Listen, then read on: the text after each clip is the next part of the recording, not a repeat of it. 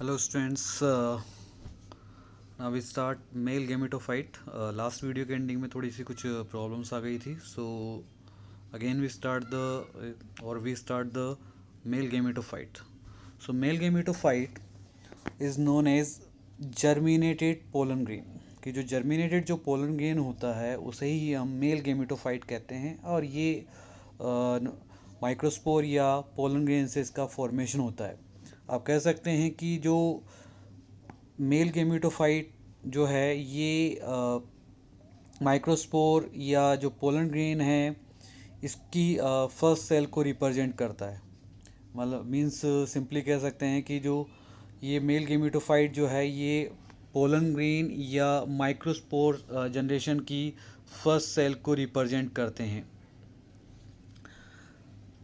से इस यहाँ पर जब पोलन ग्रेन या माइक्रोस्पोर जर्मिनेट होगा, सो यहाँ मेल गैमेट जो है जो पोलन ग्रेन है उसका न्यूक्लियस डिवाइड होकर दो न्यूक्लियस बनाता है. First is generative nucleus, germs nucleus, और सेकंड वेजिटेटिव न्यूक्लियस.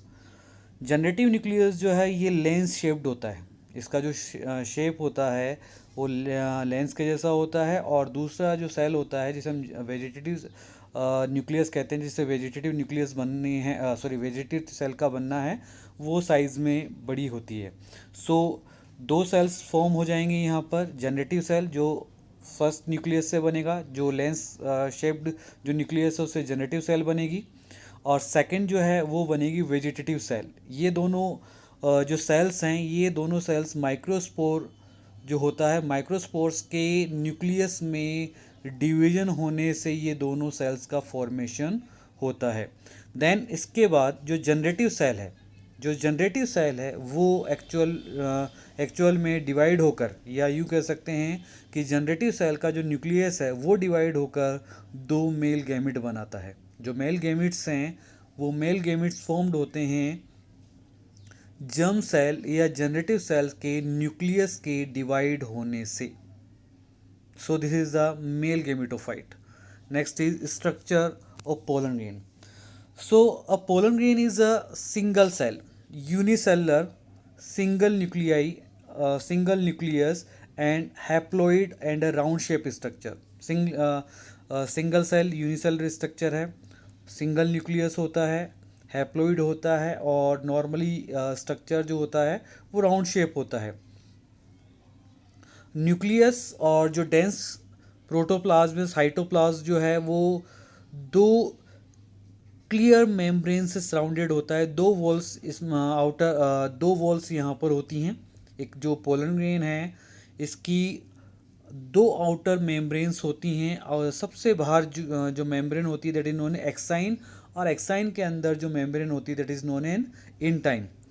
एक्साइन के ऊपर डिफरेंट टाइप के ऑर्नामेंटेशंस होते हैं. कहने का मीन्स ये है कि डिफरेंट टाइप के स्ट्रक्चर्स आपको एक्साइन के ऊपर मिलेगी. यहाँ पे थोन्स या कांटे हो सकते हैं, यहाँ पे रेटिकुलेट ये जाल के जैसे हो सकती है. तो डिफरेंट टाइप की जो है स्ट्रक्चर्स जो होती है एक्साइन के ऊपर मिलती है. नाउ यहाँ पर जो एक्साइन है यहाँ पर एक स्पेशल टाइप का केमिकल हमने बात की थी, स्पोरोपोलेनिन पाया जाता है. जो हमने बताया था कि प्रोयूबिश बॉडीज़ में स्पोरोपोलेनिन के स्टोर होने से, डिपोजिट होने से वो यूबिश बॉडी में बन जाती है.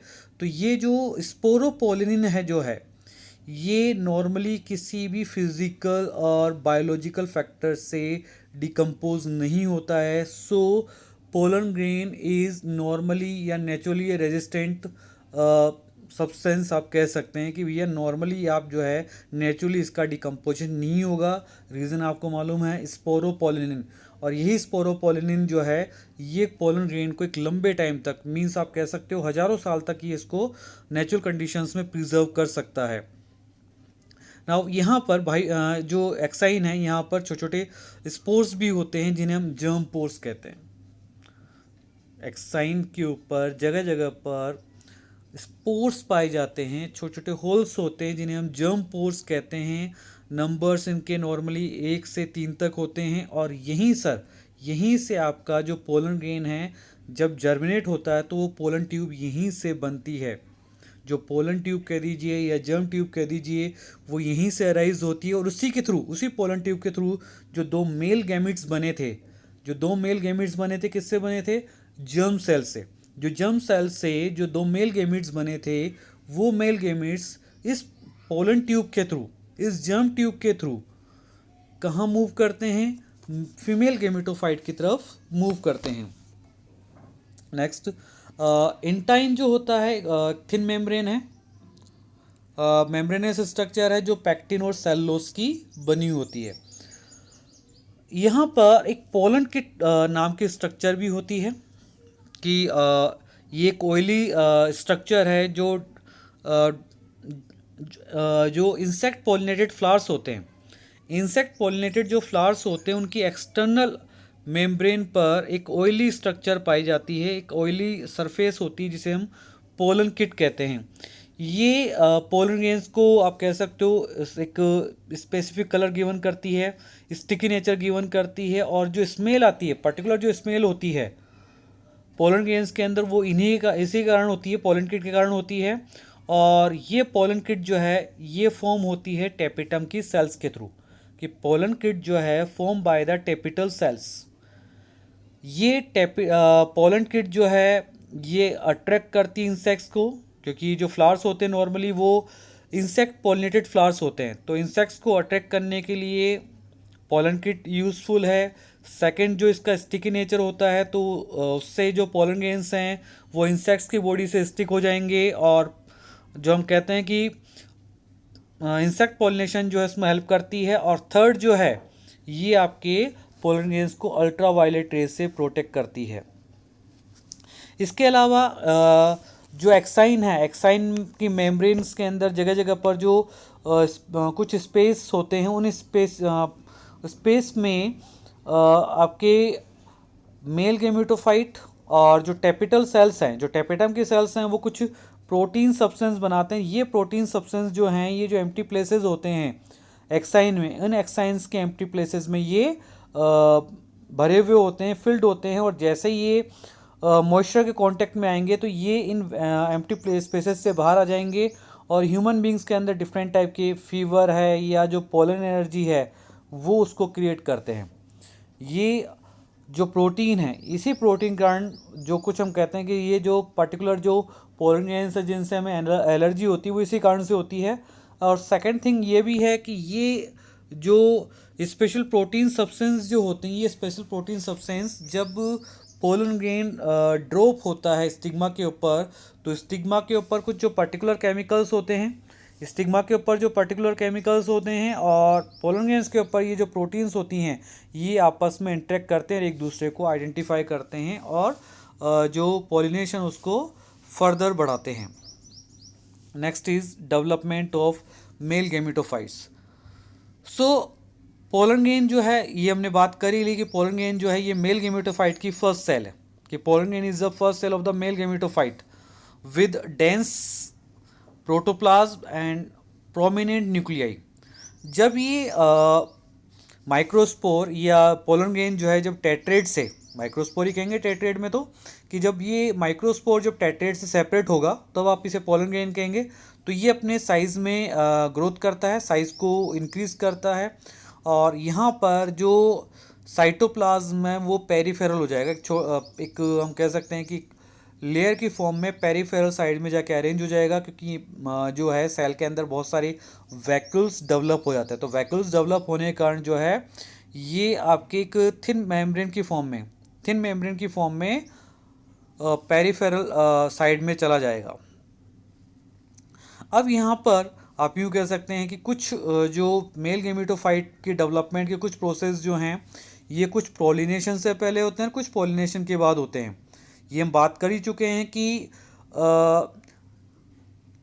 पॉलिनेशन के टाइम जो है या पॉलिनेशन से पहले जो है मेल गैमेटोफाइट का या माइक्रोस्पोर का जो न्यूक्लियस है वो माइटोटिक डिवीजन के थ्रू एक वेजिटेटिव सेल बनाता है।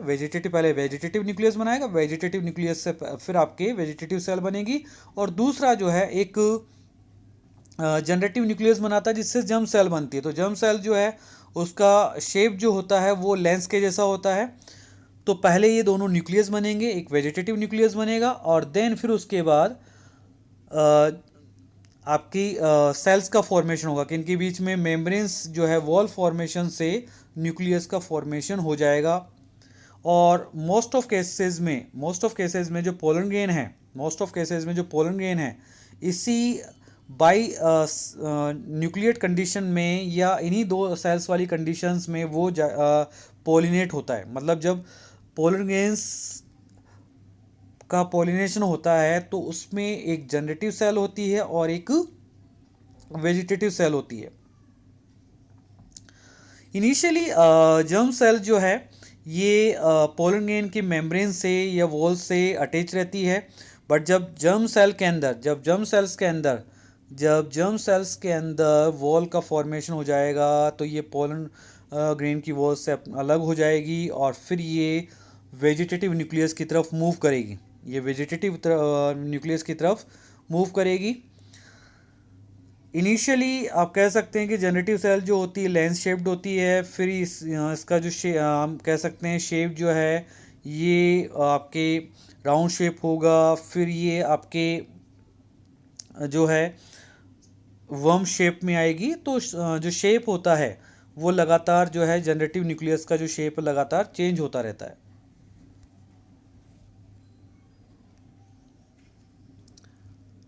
वेजिटेटिव सेल जो है हमने बात की कि नॉर्मली राउंड शेप होती है, साइज़ बड़ा होता है, लेकिन बाद में जो शेप है इसका इरेगुलर हो जाएगा। देन इसके बाद इसके अंदर जो डिफरेंट जो सेल ऑर्गेनल्स हैं उनकी साइज़ में और नंबर्स जो हैं बढ़ने लगते हैं। आरएनए और प्रोटीन जो है वो भी सफिशिएंट होता है, वैक्यूल्स जो है डिसअपीयर हो जाएंगी।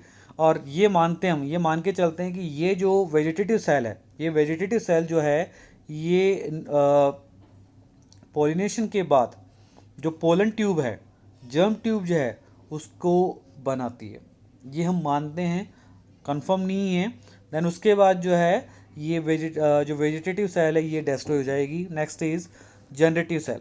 तो इनिशियली बात कर ही ली कि हमने लेंस शेप्ड होती है और जब ये पोलन ग्रेन्स की वॉल से सेपरेट होगी देन ये राउंड शेप हो जाएगी, फिर कंटिन्यूसली अपनी शेप को चेंज करेगी और बाद में ये जो है वर्म शेप हो जाएगी, वर्म्स के जैसी हो जाएगी, जो इसकी मूवमेंट को इजी बनाता है पोलन ट्यूब के अंदर। कि ये वर्म जो हम कह सकते हैं लंबी ट्यूब लाइक स्ट्रक्चर बनाएगी और ये जो स्ट्रक्चर है ये स्ट्रक्चर इसको मूवमेंट में हेल्प करता है। कहाँ मूवमेंट में हेल्प करता है? पोलन ट्यूब या जर्म ट्यूब में हेल्प करता है।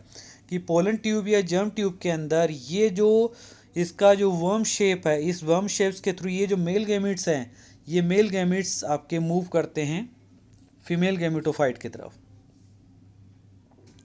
सभी सारे सेल ऑर्गेनल्स यहाँ पे होते हैं, सारे सेल ऑर्गेनल्स यहाँ पर होते हैं और दोनों ही सेल्स के अंदर डीएनए और न्यूक्लियस तो सेम होते हैं, लेकिन आरएनए का दोनों में डिफरेंस होता है।